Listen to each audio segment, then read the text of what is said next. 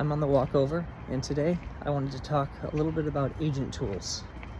So what exactly are agent tools? Well, most LLMs, or a lot of LLMs now, have the ability to essentially run your own code based on the prompt and a list of tools that you give them. So this is code that's actually running in your environment, and you're just telling the LLM that it's available.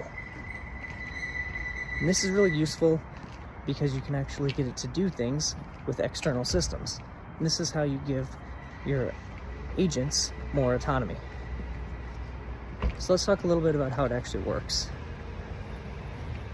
Well, under the hood, you're essentially providing a description and a schema of what parameters that tool can accept. It's essentially a function call. But where a lot of people end up getting hung up is they think that just providing a simple description is enough, and the LLM is just going to know what tool to call in what situation. But this is actually rarely the case. What ends up happening is you end up spending as much time on your tool descriptions, names, and the parameters of your tool, probably as much time as you're actually spending on your prompt itself.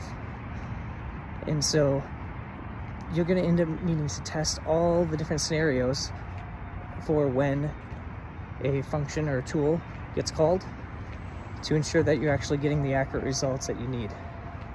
So it is a pretty time-consuming process to ensure that your agent or the LLM is going to make the right decision most of the time. Let's talk a little bit about tool providers.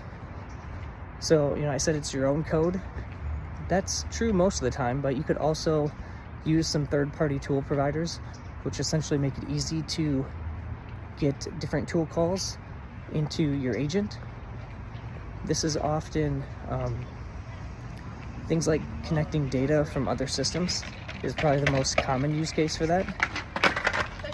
And examples of this might be, Salesforce data that you want to put into the context, your email or calendar data, and so you connect to Gmail, things like that, external third-party systems that you have, some kind of context that you want to get.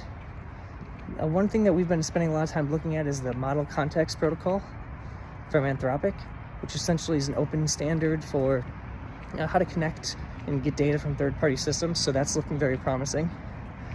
But that's a little bit about tools today, and go ahead and try it out, see if you get some good results, and we'll see you next time.